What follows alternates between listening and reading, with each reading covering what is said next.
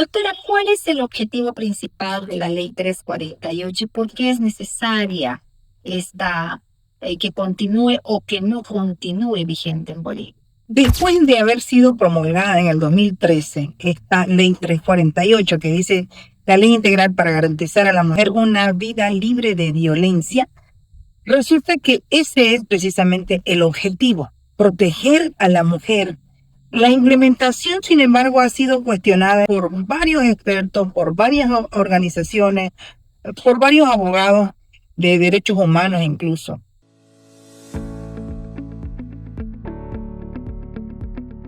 Bienvenidos a este nuevo episodio del podcast Tu familia, tu generación. En este episodio estaremos tratando nuevamente la familia y las leyes.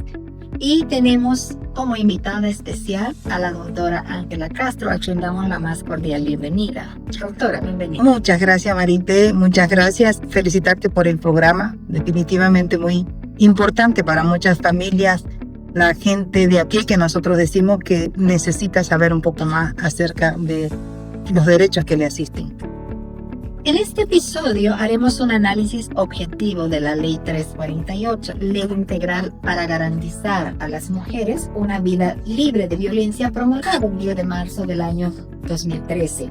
Para este análisis, precisamente haremos la introducción con la doctora Ángela Castro y posteriormente un análisis más real respecto a los efectos que está teniendo esta ley en la familia como tal. Conozcamos quién es la doctora Ángela Castro.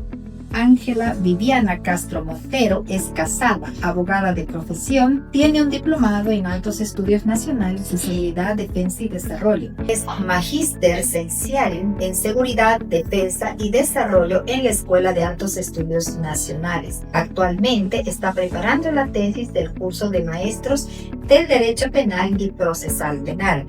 Tiene varios cursos y participación en congresos internacionales sobre Derecho Penal y Proceso Penal. Es abogada en el ejercicio libre y actualmente presidente del Tribunal de Honor del CONADE, Consejo Nacional de Defensa de la Democracia. Doctora, la Ley 348 ha sido muy cuestionada y controversial, sobre todo porque ha ocasionado una serie de víctimas falsas, por supuesto varones, que actualmente están privados de libertad. La Ley 348 se funda en el mandato constitucional y en los instrumentos, tratados internacionales de derechos humanos ratificados por Bolivia que garantizan a todas las personas, en particular a las mujeres, el derecho a no sufrir violencia física, sexual y o psicológica tanto en la familia como en la sociedad. Sin embargo, esta ley, por sus connotaciones, tiene un efecto devastador, sobre todo, decíamos, en las familias de los afectados, y esto es lo que vamos a conversar ahora mismo con la doctora Ángela Castro. Doctora, ¿cuál es el objetivo principal de la Ley 348 y por qué es necesaria esta que continúe o que no continúe vigente en Bolivia? Bien, Marité, después de haber sido promulgada en el 2013, esta ley 348 que dice la ley integral para garantizar a la mujer una vida libre de violencia, resulta que ese es precisamente el objetivo, proteger a la mujer. La implementación, sin embargo, ha sido cuestionada por varios expertos, por varias organizaciones, por varios abogados de derechos humanos incluso. Y una de las principales críticas a esta ley es que ha sido utilizada, diríamos, de manera desproporcionada. En ese extremo es que se llega a una serie de denuncias falsas, por lo cual, en mi opinión particular, toda vez de que mi tesis se basa precisamente en esta etapa de la ley y del el mal uso que se le da a esta ley, implica y termina prácticamente destruyendo el núcleo familiar. Y más adelante podríamos explicar el por qué. Pero básicamente esa es la connotación que hay con esta ley 348.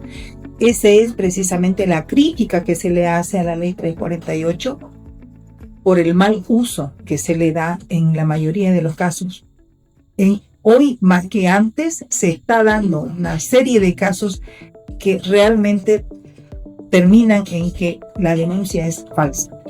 Después de más de 10 años de vigencia de esta ley, ¿usted cree que la 348 está cumpliendo su propósito y su objetivo? La verdad es que está cumpliendo su propósito, pero vamos a decir un poquito como que a media. ¿Qué es lo que sucede? El objetivo principal, ya lo decíamos antes, garantizar a la mujer una vida libre de violencia, una vida libre de violencia a la mujer y a sus descendientes. Sin embargo, hay que tomar en cuenta una serie de procesos que se hacen y de situaciones y de circunstancias que nos lleva a este tipo de denuncia. ¿Y por qué nosotros criticamos, en mi caso, por qué yo critico que no todas las denuncias llegan a realmente privar al hombre o privar en este caso al imputado? La ley está siendo cumplida prácticamente a medias. Cumple el objetivo principal de ejercer de manera inmediata. El Estado de manera inmediata está ahí en defensa de la víctima y de sus descendientes. Perfecto. Pero una de las principales críticas es que esta ley ha sido utilizada de manera desproporcionada porque compromete el bienestar social, el bienestar emocional, el bienestar económico de los hijos y corre el riesgo de desestabilizar las relaciones familiares y aumentar la tensión entre las partes involucradas. No todas las denuncias resultan ser evidentes, resultan ser ciertas. Y entonces cuando de manera inmediata se activa el protocolo de preservar a la víctima y a sus descendientes y retiran al agresor de la casa, ahí comienza lo que ya yo mencionaba anteriormente, que es precisamente el bienestar emocional comprometido de los hijos, porque normalmente el padre es obligado a salir del hogar y los hijos quedan desprotegidos por el padre, quedan con una madre y de manera inmediata, después de ese proceso penal, se activa un proceso familiar también. ¿Por qué? Porque la madre queda, si bien la protegen porque el agresor ya no va a continuar a la familia, pero sin embargo el agresor se va y la madre queda económicamente, en muchos de los casos, desprotegida también de manera económica. Entonces es cuando ellos optan por iniciar los procesos familiares de asistencia familiar. ¿Qué asistencia familiar le puede pedir a una persona que está privada de libertad? O sea, son muchas cosas que hay que analizarlas con profundidad y ver que ese es el problema con este tema de la ley. ¿Cuáles son los otros problemas más frecuentes que se observan en la aplicación ya de la ley 348? Precisamente lo que mencionabas, ¿no? Yo creo que el principal problema aquí está en el tema de la denuncia falsa. Porque no es que la ley esté mal, no es que la ley esté mal encaminada. Sucede que la denuncia necesariamente hay que recibirla, receptar la denuncia sin que sepamos si es o no es falsa. Pero ese es el problema fundamental, porque se activa un mecanismo que es precisamente el que vaya a psicólogo, que venga el informe psicológico, que realmente la víctima deba ser protegida, se dan las medidas de protección, de manera inmediata el agresor sale de la casa y todo lo demás. Pero luego viene un proceso que se vuelve tardío y realmente implica pues que también esa persona que es el denunciado o el imputado tiene pues también su derecho a tener una defensa. Entonces, del sistema mismo. Ya propio del sistema mismo, ahí viene entonces como que como cuando uno está haciendo ejercicio y luego te empezás a cansar y empezás a sentir la dificultad, más o menos ahí empiezan las dificultades con este tema. ¿Y cuál sería entonces el problema del sistema penal boliviano? Es que el problema del sistema penal en sí es un problema estructural.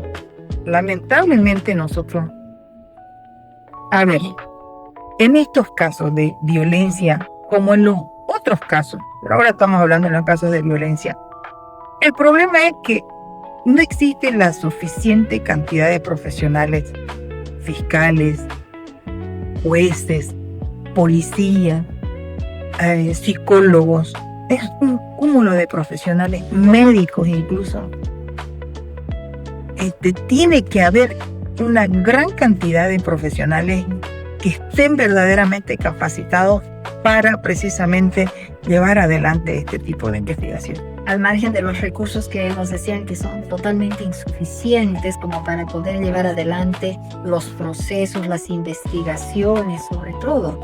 Sí, definitivamente la demora que existe, por ejemplo, en la tramitación de los procesos es precisamente porque cada fiscal, cada juez, tiene una carga procesal inmensa. Hay retardación de justicia. Y ahí viene la retardación de justicia. Yo no los justifico a los jueces ni a los fiscales, porque en realidad tampoco tienen, o sea, el tiempo, no tienen las condiciones, ¿no? Porque tiene que haber todo ese acompañamiento para que también el trabajo de ellos sea eficiente. Y si no actúan de manera inmediata, ¿qué es lo que sucede? Hay el riesgo, por ejemplo, de que, como no investigaron bien, o lo liberan al agresor con el riesgo de que posteriormente cometa un delito mayor, ¿no es cierto? Que no solamente vaya y agreda a la víctima, sino que incluso hasta termine con la vida de la víctima y ya. ¿Por qué? Porque no hubo una investigación eficaz, una investigación veraz, una investigación oportuna. O lo que es lo mismo, también que de manera oportuna no se pueda evidenciar que realmente la denuncia es falsa. Entonces, de ambos lados, si queremos verlo así, de ambos lados es perjudicial el no llevar a cabo una investigación inmediata, porque como son procesos especiales, deben tener una investigación de mucha celeridad. Y tomando en cuenta todo este sistema judicial con retardación de justicia que tenemos, ¿cuál es su opinión, doctora, respecto a la imprescriptibilidad de ciertos delitos? Conversábamos en el episodio anterior con un colega suyo precisamente sobre el tema de la imprescriptibilidad. ¿Cuál es su opinión o su posición respecto a que ciertos delitos se tornen o se conviertan imprescriptibles, tomando en cuenta estos aspectos que usted mencionaba de la retardación de justicia, de la falta de recursos que se tienen, de la falta de gente? Este va a ser un problema mayúsculo, en mi opinión. ¿Qué es lo que sucede? Muchas de las denuncias en tema de la ley 348 terminan con una sentencia absolutoria o digámoslo así, no encuentra el delito en sí y termina con esa sentencia en la que no hay un culpable, no hay un responsable. Pero eso no es porque la denuncia de la víctima fuera falsa, sino porque no hubo la forma de cómo demostrar, no hubo la prueba, no hubo la evidencia.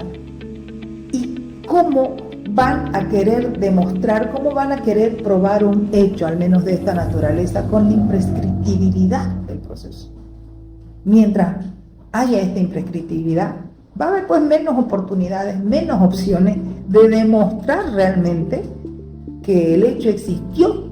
Entonces, es una denuncia que probablemente más víctima falsa, ¿no es cierto? Más denuncia falsa, o si no más denuncia falsa, más denuncia inconclusa. En eso va a terminar. Qué tremendo. ¿Y qué papel juegan las pericias psicológicas, médicas y sociales en estos procesos? Definitivamente es un factor importante. ¿Qué es lo que sucede? Estas pericias, si bien forman parte de la investigación primaria.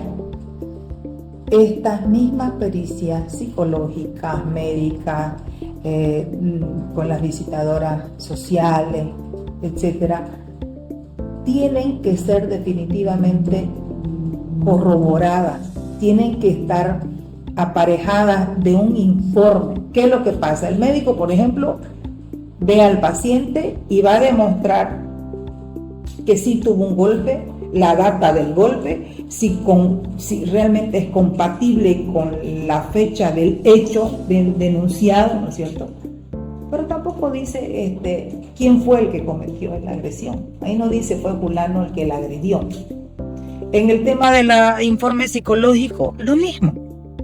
Van a hacer un informe psicológico, está afectada. ¿Por qué? Porque actúan de manera primaria. Hay una víctima que denunció. La víctima dice que fulano de tal le agarró del cuello. Entonces, si le agarró, le provocó un morete, le provocó esto. Eso luego lo ve el médico. Y luego se va la visitadora social al inmueble, verifica, tiene que tomar contacto con todo lo que es la familia, ¿cierto? Verificar las conductas, etcétera. Pero todo eso es simplemente la primera partecita, señor fiscal. Yo veo más o menos el proceso Eso tendría que ser de manera inmediata, tendría que tener 24 horas, 48 para hacerlo, pero no es así, pues demora. ¿Por qué demora? Porque no hay la cantidad suficiente de psicólogo y el psicólogo tiene que ir a la casa.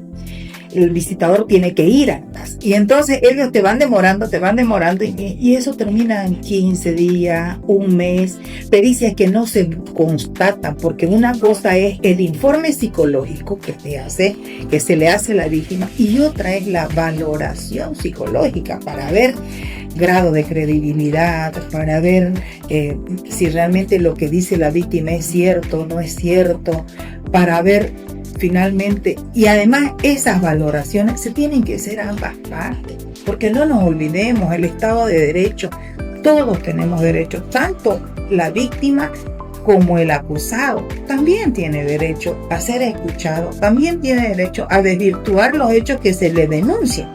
Entonces, ambas partes tienen que tener ese tipo de instrumentos con los cuales se tiene que demostrar el hecho o se tiene que desvirtuar el hecho. Y debemos sumar que además del caso de violencia, estamos hablando de un proceso que viene a ser ya traumante para la familia. ¿Cómo afecta entonces desde su experiencia este proceso tortuoso para las víctimas a la familia como tal? Afecta en demasía. Hay una situación que muy en especial cuando existen niños de por medio, hijos menores de edad, hay un rechazo que inmediatamente, en este caso la víctima, que es normalmente la madre, ¿qué es lo que hace? Como tiene una orden de alejamiento con el padre, pues el padre no puede venir a la casa a verlo a los hijos, porque de esos utilizan ese factor para decirle al juez de familia: no, él no puede venir a la casa, tiene que dar pensiones, pero no puede venir porque ahí existe una orden de alejamiento. Pero la orden de alejamiento es de él con la víctima y los hijos no son la víctima. Pero ¿qué es lo que sucede? La madre comienza, ante la ausencia del padre, a destruir ese factor. Es muy raro el caso en el que la madre le diga a los hijos: hablen con su padre, no tiene nada que ver ustedes con este asunto, su papá es él. No, por lo general empieza ahí a desintegrarse el núcleo familiar. Exacto. Ese fue el problema. Y aquí vienen entonces luego las consecuencias de la desintegración del núcleo familiar, porque no es solamente el trauma de la violencia como tal, sino las consecuencias que vienen. Y hablando de medidas de protección y garantías, doctora Ángela, uno de los aspectos más debatidos son las medidas de protección inmediata. ¿Cuál es su finalidad jurídica? Es que la finalidad de las medidas de protección, que en mi opinión también son muy buenas, muy bien pensadas las medidas de protección, son porque precisamente el Estado está en la obligación de que de manera inmediata activar todos los mecanismos de protección para la víctima y sus descendientes.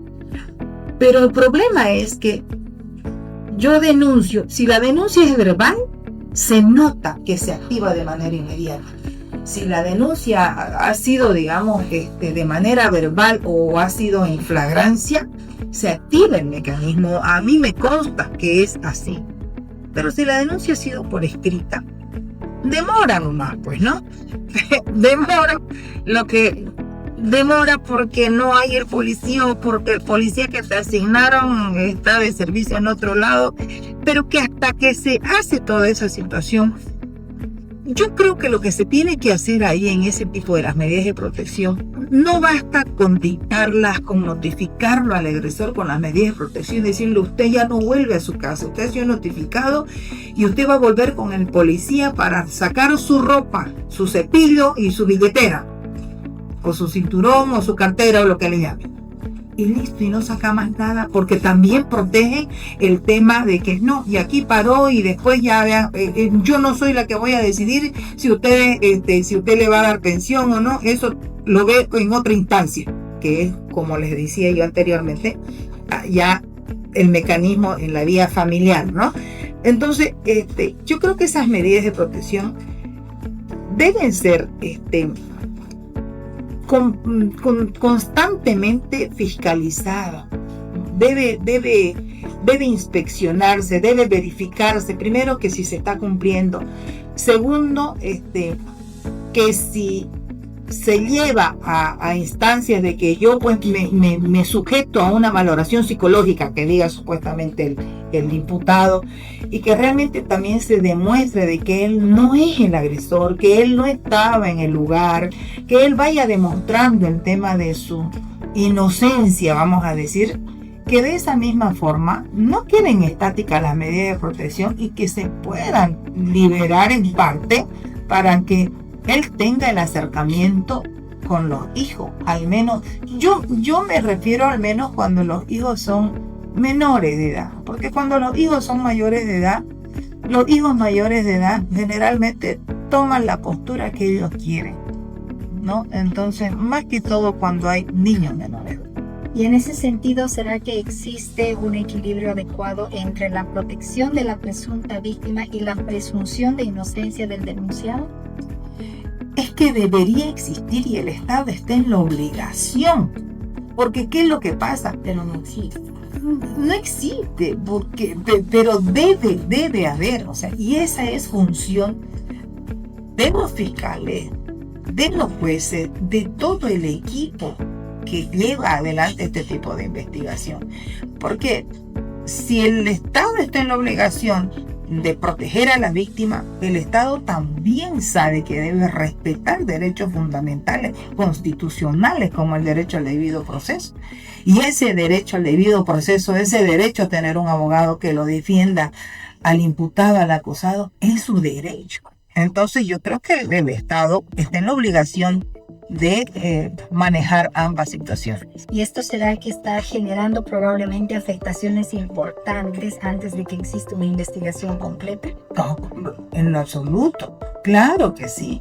Porque ¿qué es lo que pasa? Nosotros, la gente se entera de la denuncia y se entera mucho más allá ya por las redes sociales, ¿no ves? Ahí entra el tema de las redes sociales.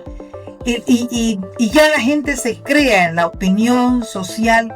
No, ya ellos lo deshicieron, ya a la víctima ya lo sentenciaron, ya lo acusaron, ya todo, ¿no? Entonces, antes de que haya una sentencia final. Y esa afectación debe también ir frenándose. ¿De qué forma, digo yo? Eso se frenaría si realmente se diera el tiempo más corto para investigar. Es decir, si se acelerarían los tiempos y de manera inmediata también la gente conoce el resultado de esa investigación. Ahí también hasta la misma ciudadanía va a confiar realmente en que se hizo justicia, digamos, ¿no? Usted decía que el Estado debería actuar, pero ¿cómo debería actuar el Estado para proteger precisamente a las víctimas sin vulnerar las garantías constitucionales? Precisamente en lo que dice la misma ley 348 lo dice, indica, señala artículo por artículo. Incluso no solamente es violencia la violencia psicológica todavía es más complicada que la violencia física, porque la violencia física se nota, ¿no? Los golpes, todo. La violencia psicológica es un poco más compleja, pero mayormente es a lo que se va más allá del investigador. Las violencias un montón, violencia económica, hay una serie de violencias que la ley establece. Pero precisamente lo que el Estado tiene que hacer es que esos mecanismos que hay, esa ley tiene que precisamente, no digo implementarse, esa ley tiene que ¿cuál es el término? Que llevarse a cabo como lo señala la ley. ¿Entiende? O sea, con los plazos, con los términos, con la gente especializada, dándole la debida importancia, porque se trata de precisamente proteger a una víctima madre y proteger a los descendientes, porque esto dice la protección intrafamiliar, la protección en la familia, ¿no?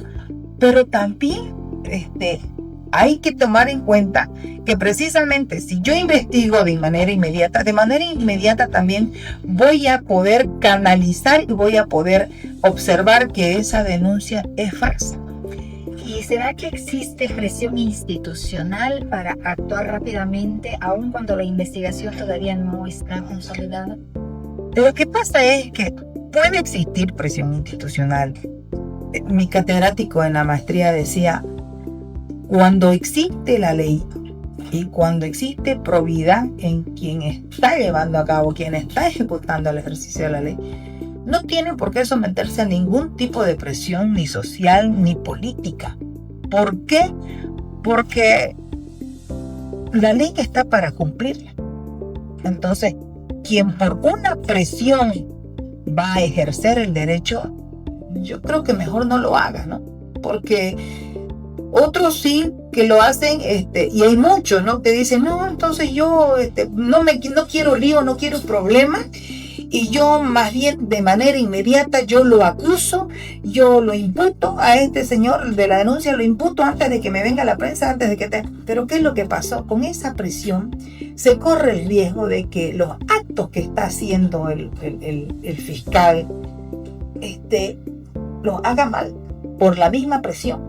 Entonces debe tomarse su tiempo, que debe ser de manera inmediata, organizarse, buscar, verificar, porque el fiscal es el director de la investigación, tiene su policía especializado para el caso.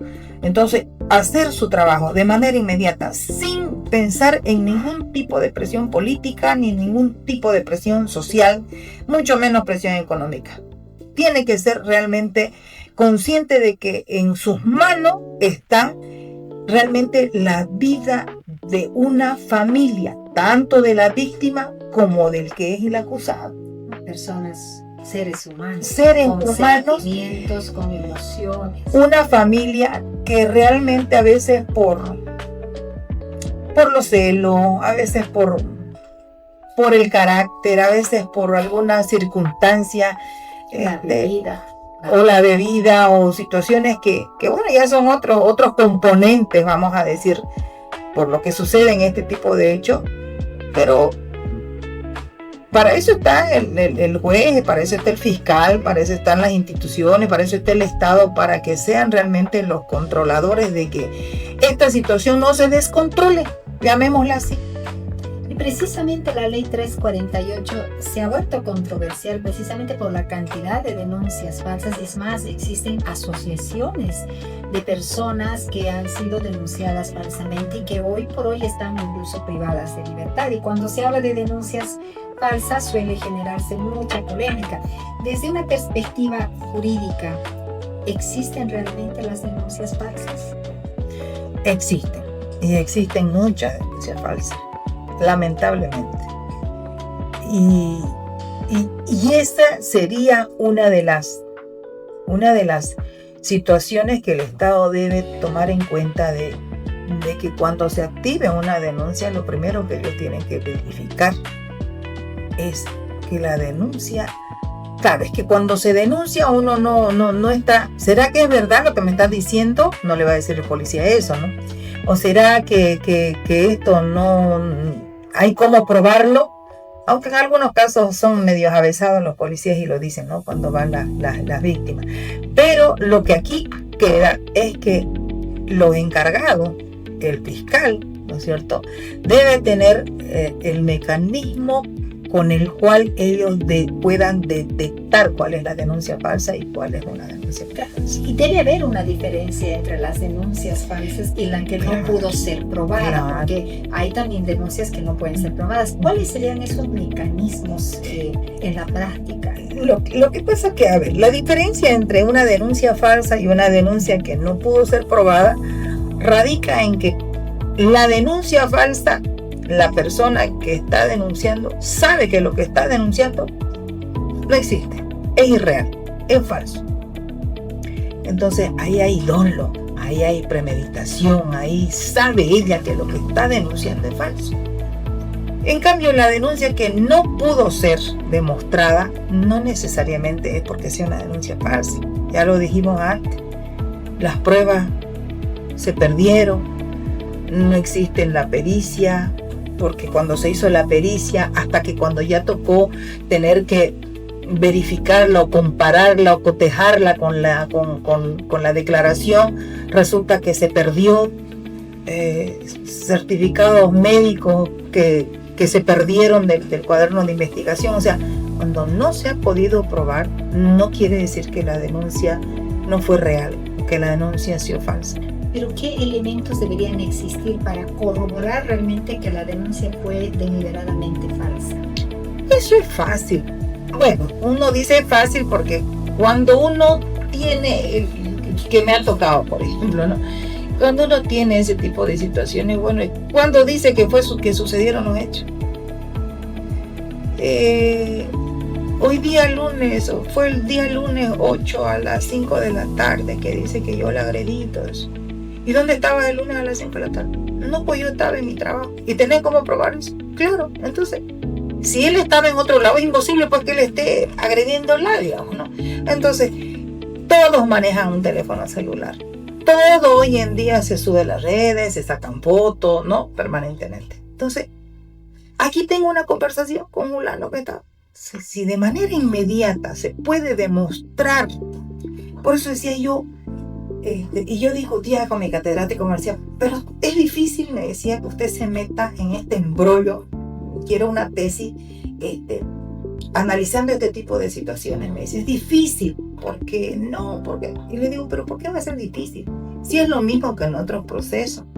O sea, el tema de las denuncias falsas que hay ahora con la 348 debería ser de manera inmediata que la víctima denuncia, ok, mecanismo inmediato de protección, pero también al acusado de manera inmediata que tenga la posibilidad de defenderse, y así le ahorramos un montón de tiempo y dinero al Estado en que tengamos que todavía remar con meses y meses de investigación, abultándole el trabajo a ese fiscal, cuando de manera inmediata el fiscal puede decir, no, esto es falso, esto no va, porque es una denuncia falsa. Con elementos subjetivos. Con elementos objetivos, no con elementos subjetivos. Exacto. Que en la mayoría de los casos, por el que dirán, se basan en elementos subjetivos. ¿Y el ordenamiento jurídico boliviano tiene o sanciona a las personas que presentan denuncias falsas? Claro que lo sanciona. ¿Cuáles son las sanciones que recibiría una persona que ha denunciado una denuncia falsa o que ha presentado una denuncia falsa y que se ha corroborado que la denuncia es falsa? El artículo 166 del Código Penal lo dice. El que a sabiendas acusare o denunciare como autor o partícipe de un delito la acción pública, a una persona que no lo cometió, dando lugar a que se inicie el proceso criminal correspondiente, será sancionado con privación de libertad de 1 a 3 años. Y usted Y dice que si como, perdón Marités, que como consecuencia sobreviniera la condena de la persona denunciada o acusada, la pena será de privación de libertad de 2 a 6 años. ¿Pero usted considera que esa sanción es suficiente o existe algún vacío legal? No, no existen. Los vacíos legales es cuando en realidad la ley no está clara, cuando no está, cuando no existe una ley, no está normado. Pero aquí está claro, o sea, vacío legal no existe. A ver, ¿a qué le llama a la gente que no quiere involucrarse en esto? Que luego la gente dice, no, pero es complicado porque la ley no es clara, porque yo cómo voy a resarcirme el daño que me han hecho. Es fácil, el tema está en que, por lo general, la gente que ha sido acusada falsamente tiene, pues, imagínense tener que enfrentar ante la sociedad primero una acusación falsa. Luego, esto está en el entorno familiar. El desgaste emocional y psicológico que ha tenido esta persona que fue denunciada falsamente es muy grande. Entonces, me parece que más bien por ahí está el hecho de que la gente no quiera posteriormente hacer ningún tipo de, le llaman ellos contrademanda, ¿no? Para aquella persona que lo acusó falsamente. Porque paradójicamente a que existen formas para probar que la denuncia es falsa, existen muchos privados de libertad inclusive que son producto de las denuncias falsas, ¿no? Ahora, existe también el temor a abordar este tema precisamente por la sensibilidad social que rodea los delitos de violencia. ¿Qué les diría a usted a aquellas mujeres que están siendo violentadas, agredidas en el seno de su hogar, ya sea psicológicamente o físicamente, para que ellas se animen a presentar estas denuncias? El temor siempre es el tema no solamente social, no solamente el efecto que pueda tener sobre sus vidas, sino el temor también radica en que el sistema judicial de Bolivia es muy lento, y usted bien lo decía, tiene muchas cosas que todavía retardan justicia. ¿Qué les aconsejaría a estas mujeres? Vea, el asunto es que las mujeres que realmente sufren violencia tienen que acudir, tienen que hablar, tienen que acudir de manera inmediata a que realmente se les haga un alto al agresor.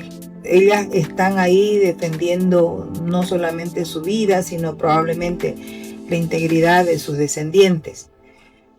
Y ahora existen, por ejemplo, las casas de la mujer, hay la Defensoría de la Niñez y Adolescencia, hay una serie de instituciones en las que pueden acudir, y sobre todo conversen ustedes con, no creo que no tengan un amigo abogado o alguien que los vaya a guiar, porque bueno, en la Viña del Señor habemos de todo, pues, ¿no?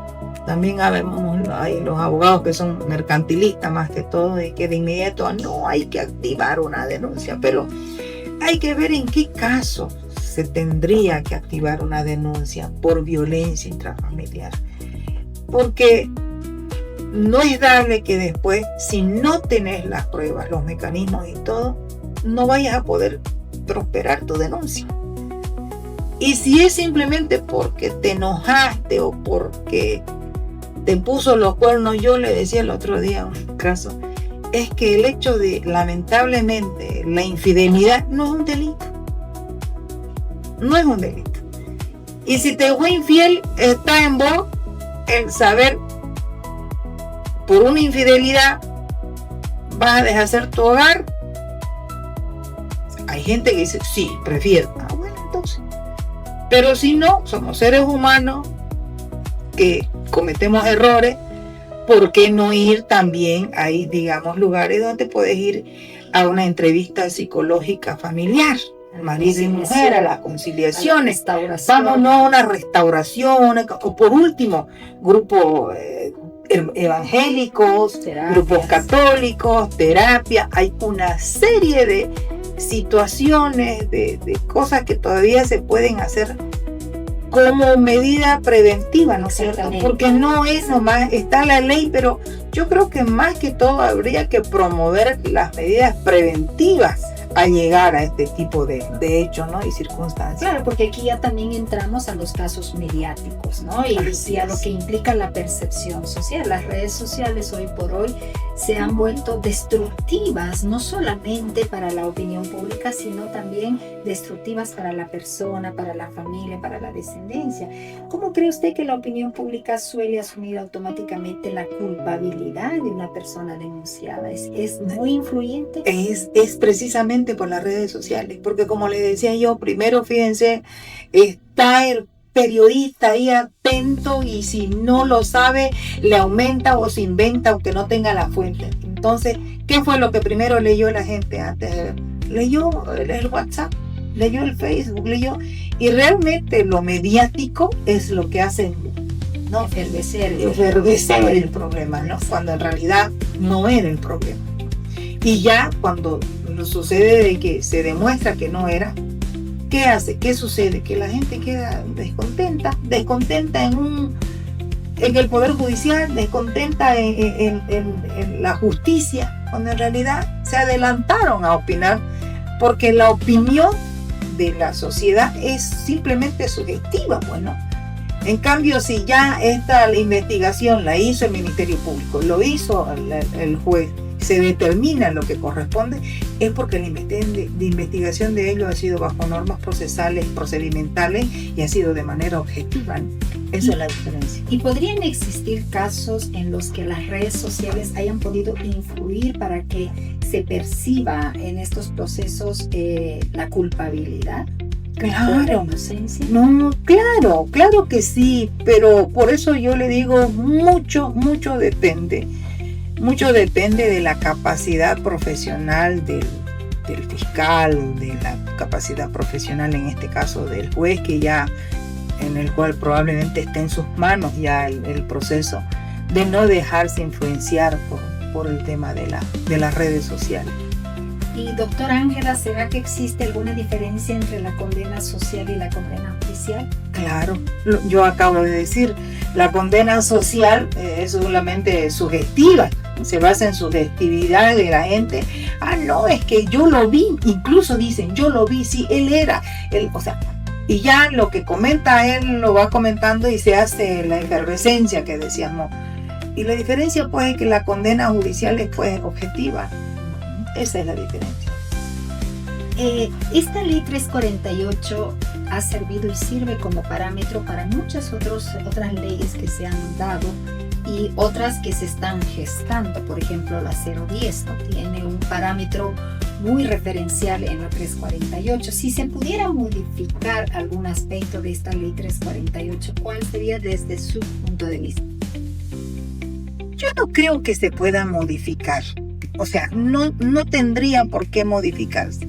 Lo que sí yo creo, en mi opinión, es que, y tampoco se trata de hacer más leyes sobre el mismo tema o sobre el entorno de esta ley. Lo que hay que hacer es implementar más jueces, implementar más fiscales, implementar más profesionales en el tema. Acá en Santa Cruz no existe la capacidad suficiente de psicólogos, por ejemplo, en el Instituto de Investigaciones Científicas, en el IDIC. Cuando se lleva una pericia ante el IDIC tenemos que esperar meses y meses porque los psicólogos están con su agenda realmente llena. A mí me ha tocado esperar mi turno de un psicólogo por 4 meses y la persona estaba detenida y recién tenía como ir a hacerle la valoración 4 meses del momento en que le dejé la orden del juez. Entonces yo creo que aquí lo que hay que hacer es más bien coadyuvar. El Estado tiene que coadyuvar para que la ley esta realmente sea eficaz. Entonces hay que reestructurar el tema, hay que coadyuvar con el juez, con los fiscales, hacerles estudio a los que vayan a ingresar a trabajar, hacerles permanentemente capacitación capacitar al personal, capacitarlos en derechos humanos, capacitarlos, que vengan realmente profesionales expertos para que realmente se pueda dar cumplimiento a la ley de manera eficiente. Por lo tanto, sería necesario también revisar entonces este régimen de medidas de protección o cautelares, ¿verdad? Claro, de esa manera se va a poder revisar, se va a poder una revisión periódica a las medidas cautelares, ¿no es cierto? Una revisión periódica a las medidas de protección, ¿no?, que se le da, porque como les digo, no pueden ser eternas. Tampoco es que el privado de libertad vaya a estar pues privado de libertad eternamente, ¿no? Entonces va a tener que salir en su momento, pero ahora ya se están dando varias sentencias constitucionales en lo que definitivamente como que un poquito están dando esa luz a los jueces y fiscales, en lo que no les queda otra alternativa. Si ya cumplió, va a tener que dársele la oportunidad de que salga y se continúe defendiéndose en libertad. Sí, pero ¿cuál debería ser entonces el procedimiento más claro para determinar cuando una denuncia es maliciosa o es falsa dadas las condiciones actuales, ¿no? Porque dice usted, la ley 348 no es mala, pero sin embargo estamos viendo efectos devastadores y es precisamente por esas denuncias maliciosas, la percepción social, las redes sociales. Entonces, ¿cómo se debería desde su óptica determinar o mejorar este procedimiento al margen de todo lo que usted ha comentado? Es que precisamente lo que yo digo, dándole la celeridad. Si yo tengo un equipo profesional que va a saber descifrar que esa denuncia es falsa de manera inmediata, me voy a deshacer menos de un proceso más que me vence. Entonces el problema es el sistema. El problema es el sistema. El problema es el sistema. ¿Y qué cambios institucionales usted sugiere para que Bolivia pueda tener una justicia más eficiente en estos casos, al margen de todas estas mejoras e inversiones? Objetivamente, ¿qué más debería hacer el Estado en el sistema judicial? En el sistema judicial, específicamente en este tema de la ley 348, yo creo que al margen de que el Estado debe darle prioridad, debe proporcionar elementos, equipo, personal, todo para que realmente esta ley sea eficaz, debe precisamente ahí, de esa forma, dándole la celeridad. Mientras más rápido se resuelva un problema, más rápido vamos también a brindarle el derecho al debido proceso a la persona que ha sido denunciada y muchas veces falsamente denunciada. Porque no tenemos que olvidarnos que tanto la víctima tiene su derecho, que la ley la protege, pero también la persona que ha sido denunciada también tiene un derecho constitucional, que es precisamente el derecho al debido proceso, el derecho que también él tiene que defenderse. Entonces, si esto se hace de manera rápida y oportuna, no va a haber cómo esta ley vaya a ser mal utilizada. Pero no le podemos dar celeridad cuando no hay la cantidad de personal suficiente. ¿Y qué es lo que pasa? Tiene que haber pues una relación muy integral entre los jueces, fiscales, el equipo médico, el equipo de psicólogo y todos los demás que realmente se necesita, porque es un cúmulo de personas idóneas que tienen que valorar esta situación y coordinar. Tienen que coordinar como un equipo multidisciplinario, no que el fiscal esté por su lado, que el juez esté por otro lado, que el asignado al caso esté, no, tiene que haber coordinación. Esa sería, si yo pudiera sugerir, yo sugiero eso, ¿no? Doctora Ángela, ya para terminar, usted como madre, como mujer, como abogada que atiende y ha tenido tantos casos y ha visto la destrucción de la familia, ¿qué les dice a las madres para que puedan proteger, para que puedan prevenir, para que puedan educar a sus hijos, hombres y mujeres, para evitar llegar a estos casos de violencia? A mí me gustaría que realmente nosotros hiciéramos un alto. Estamos tan tan ensimismados en el tema del trabajo que no nos damos el tiempo suficiente muchas veces para nuestros hijos. Pero es necesario. Hay que hablar en familia.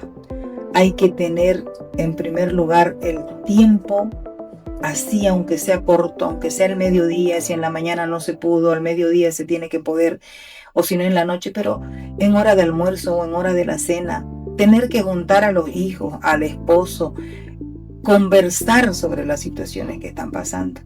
No es dable para ninguna familia llegar a estas instancias. Es muy doloroso ver el resquebrajamiento del núcleo familiar cuando toca una de estas situaciones. Y esto tendría que también ser impulsado, yo diría, en el colegio, en las iglesias. Se ha perdido mucho el tema de los valores de la familia, los valores, ¿no es cierto?, en la sociedad. Se ha perdido mucho porque desde hace un tiempo atrás, casi 20 años, lo que han hecho ha sido adoctrinamiento en las escuelas y ya no hubo ni siquiera en la materia de religión, porque desde el momento en que se dijo libertad de expresión y nos declararon según la Constitución, ¿no es cierto?, libre de que vos elijas qué es lo que querés ser incluso, de ahí se ha venido desmoronando esto. A esa madre que está pasando por una situación de esta naturaleza, que yo sé que no la está pasando bien, porque como le digo, primero uno denuncia y después se da cuenta de que le faltó tener que buscar otro tipo de apoyo moral.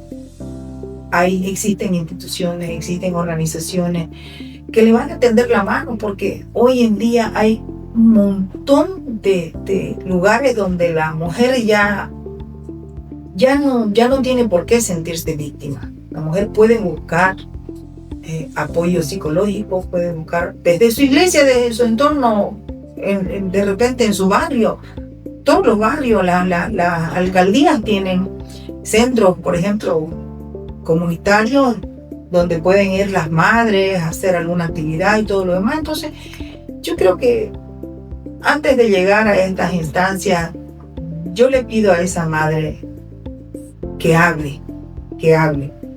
Tampoco es que se deje vapulear, como decimos, que porque es madre y porque no quiere hacer su hogar, no va a confesar o no va a denunciar una agresión cuando verdaderamente está siendo víctima. Yo en ningún momento voy a decir, no, es que todas las denuncias son mentirosas. No, el riesgo de esta ley es que han aparecido una serie de denuncias falsas, y por eso es que yo insto a que realmente tanto los fiscales como los jueces, en especial los fiscales, porque como son delitos de orden público, el primero que tiene conocimiento de esto es el fiscal o la fiscal especializada en esto, que de manera inmediata activen los mecanismos para verificar en primera instancia y darle oída, escuchar al denunciado, cosa que no lo hacen. Si escucharan al denunciado de manera inmediata, si leyeran con atención lo que el denunciado está contestando y la contestación que hace y la negación que hace, si le pusieran empeño a eso y además la prueba la pudieran realmente canalizar para que un perito, un experto nos diga que esa prueba es evidente, de manera inmediata puede determinar que esa acusación es falsa. Entonces, y así ver también cómo psicólogos y otros expertos en el tema puedan, si quieren después, volver a darles consejo, a que ellos hagan terapia y que hagan reestructuren su hogar, restablezcan el hogar, vuelvan a hacer el hogar. Que en la mayoría de los casos el hogar queda destrozado por nada más de que no se concluyó con esto, cuando deberían haber expertos que después de una denuncia puedan también hacerle la valoración tanto al padre, a la madre como a los hijos. Y esto se convierte en estadísticas, lamentablemente, ¿no? Son estadísticas que hoy por hoy se usan también para justificar las mismas denuncias falsas. Y creo que volvemos una vez más al origen del problema, porque la solución, bien decía usted, no es hacer más leyes. La solución es que las familias, que los padres de familia verdaderamente cumplan su rol de padre y madre. Todo tiene solución. Los principios fundamentales para que una nación pueda realmente tener familias sanas, sabemos dónde están. Somos un pueblo creyente, esos principios están establecidos en la Biblia. Y a partir de estos principios que uno tiene que conocer y practicar, entonces están también los valores que se inculcan a los hijos. Doctora Ángela, queremos agradecerle su tiempo, queremos agradecerle el espacio que nos ha concedido, el abrirnos no solamente el conocimiento que usted tiene, la experiencia, sino también su corazón, porque sabemos que cuando una mujer profesional habla, lo hace también desde el corazón. Queremos agradecerle a usted por seguirnos lunes a lunes en este espacio con episodios que tienen diferentes temáticas con el objetivo de informar y de concientizar, porque un pueblo informado es un pueblo que no perece. Será hasta el próximo episodio. Muchísimas gracias.